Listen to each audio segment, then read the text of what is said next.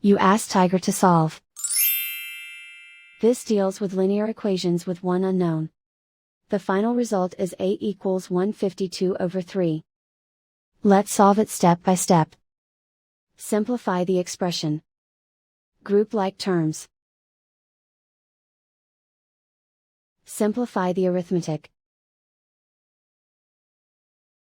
Group all constants on the right side of the equation.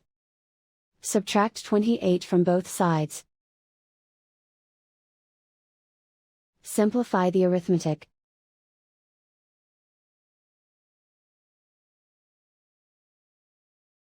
Isolate the a. Divide both sides by 3.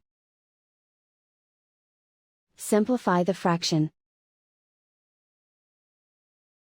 And so the final result is a equals 152/3.